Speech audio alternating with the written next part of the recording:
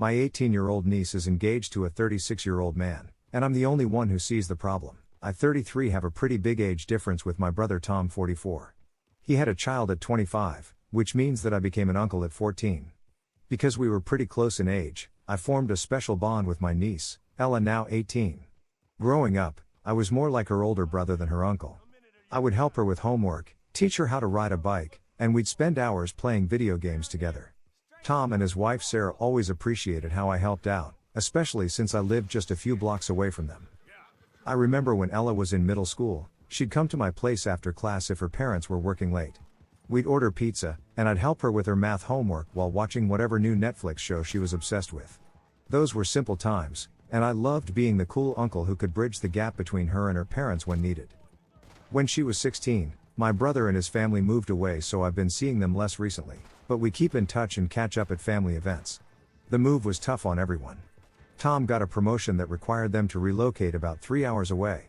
I tried to visit when I could, but between my work schedule and the distance, our weekly hangouts turned into monthly FaceTime calls and occasional holiday gatherings. During one of our video calls, Ella mentioned she was struggling to adjust to her new high school.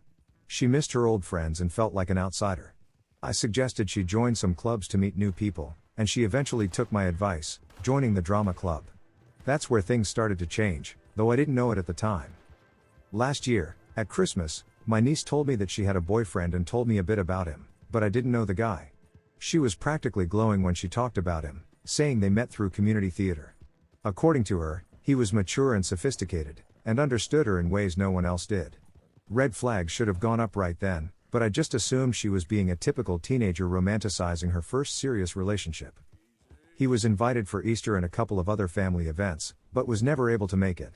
Looking back, I realized these were calculated moves. He always had some convenient excuse, a work commitment, a family emergency, or some other obligation that just couldn't be rescheduled. Each time, Ella would defend him, saying how dedicated he was to his career and how much he wanted to meet us all. When we were planning our mother's birthday, my brother decided to invite Ella's boyfriend so that we could all meet him. Mom was turning 65, and we wanted to make it special. We rented out the private room at her favorite restaurant, decorated it with photos from throughout her life, and invited all the extended family. I helped organize everything, working closely with Tom to make sure every detail was perfect. The week before the party, I noticed something odd in the family group chat. Ella kept asking if certain relatives would be there, particularly our more traditional great-aunts and uncles. At the time, I thought she was just trying to avoid boring conversations with distant relatives, but now I realize she was probably gauging how many people would be there to witness their announcement. Yesterday was the birthday. I arrived early to help set up, excited about the celebration and finally meeting this mysterious Mark that Ella had been dating. I'd gotten Mom a special gift, a digital photo frame preloaded with hundreds of family photos I'd collected from everyone. Tom and Sarah arrived shortly after, helping with the final preparations, but Ella texted saying she and Mark would meet us there. When they finally arrived, I was standing near the entrance, ready to greet them. I was very confused when I saw her walk in with a man that looked double her age. Spoiler alert, he is. The first thing I noticed was how he carried himself, confident, almost smug, with his hand on the small of Ella's back in a way that made my skin crawl. She introduced him to me, and I politely smiled but was deep down very concerned. He had this rehearsed way of speaking, calling me Uncle James like we were already family, even though we'd never met. I watched them throughout the appetizers, noticing how Mark would order for Ella without asking what she wanted. He kept interrupting her when she tried to tell stories about school or her friends, redirecting the conversation to his work in real estate or his plans to help Ella reach her full potential. The way he talked about her future made it sound like he was describing an investment property rather than a person. I went to my brother to ask how old Mark was and he told me that Mark is 36, so literally double Ella's age. I couldn't believe what I was hearing. "Tom, are you serious right now?" I whispered, trying to keep my voice down. She had told me that he was a bit older, but I assumed like early to mid-20s, not almost 40. Before Tom could respond, they called us into the living room to share their exciting news. The room went quiet as Mark stood up, pulling Ella close to him. She was beaming, but all I could see was how young she looked next to him, still wearing the charm bracelet I'd given her for her sweet 16. Ella showed us a ring and revealed that they were engaged. The diamond was massive, obviously chosen to impress and overwhelm, just like everything else about him. I just said what the fuck and everyone turned around and looked at me like I was crazy. The room went silent, except for Great Aunt Martha's sharp intake of breath. I couldn't hold back anymore. I told them that they were out of their minds if they thought this was normal, that there was no world in which a 30-something should date an 18-yo, and that she shouldn't be getting married. Mark tried to step in, putting on his most reasonable voice. "Now, James, I understand your concern, but Ella and I have a very special connection." The way he said it made my blood boil.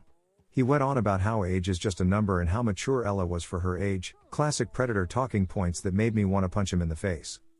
All of them accused me of ruining Ella's happiness. Some even said that I was jealous of Mark, which is so fucking disgusting I can't even explain it. My cousin Lisa suggested that I was just upset about losing my special bond with Ella, implying something grotesque that made me want to throw up. I mean, I'm younger than Mark, but never in a million years would I ever consider dating someone younger than 25. They told me that it was perfectly legal as they were both adults, which isn't true because they've been dating for a year and Ella turned 18 7 months ago. The math wasn't hard, he'd started dating her when she was 17, probably grooming her even earlier through the community theater program.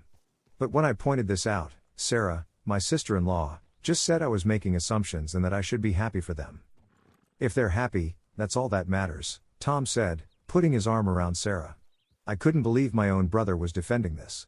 This was the same man who'd once threatened to beat up Ella's 14-year-old boyfriend for pressuring her to kiss him. Now he was okay with a man twice her age marrying her? I told them that they were sick for allowing this and that he was a predator, but they wouldn't listen. I pointed out how Mark had deliberately avoided meeting the family until now, how he'd waited until Ella was technically legal before making their relationship public. But they were all under his spell, caught up in the romance of it all. Even my mother, who should have known better, was already talking about wedding venues. I know this isn't my business, but I can't help but fear for Ella. She is young and doesn't really know what she's getting into. I'm really scared of her getting married and being unable to leave him when she realizes how sick it was. I've seen how these relationships play out, the older partner slowly isolating their young spouse, controlling their finances, making them dependent. Mark already talks about how Ella won't need to go to college because he can take care of her. The final straw came when Mark started talking about their honeymoon plans, a month-long trip to Europe that would conveniently start right after her high school graduation. He had it all mapped out, down to which cities they'd visit and where they'd stay. Ella sat there nodding along, but I could see she was overwhelmed. She's never even been out of the country before, and here he was planning to whisk her away for a month. I then left and slammed the door, and have been receiving pretty wild messages and calls since then. My phone hasn't stopped buzzing with texts from family members. Tom sent me a long message about how disappointed he is in my immature behavior. Mom called crying about how I ruined her birthday. Even my cousins are taking sides, with most of them telling me I need to apologize. The worst messages are from Ella herself. She sent me a text saying I've always been like a brother to her, but now I'm just like everyone else who doesn't understand their love. It kills me to see how thoroughly he's manipulated her, how he's twisted our close relationship into something he can use against me. I don't know if I was wrong for this and I'm just overreacting, and if I wasn't wrong I don't know what I can do to make them realize how wrong it is. I've thought about contacting Ella's old friends from before they moved, wondering if they noticed any changes in her behavior. I considered reaching out to the community theater group to see if anyone there had concerns about Mark's involvement with teenage actors. But I worry that any action I take will just push Ella further away and make it harder to help her if she needs it later. Last night, I couldn't sleep, thinking about all the signs I missed during our video calls. How Ella stopped talking about college plans around the same time she met Mark. How she dropped out of her high school drama production because Mark thought community theater was more professional. How she gradually stopped mentioning her school friends and only talked about the adults from theater. This morning, I got a group text from Sarah announcing they're planning an engagement party for next month.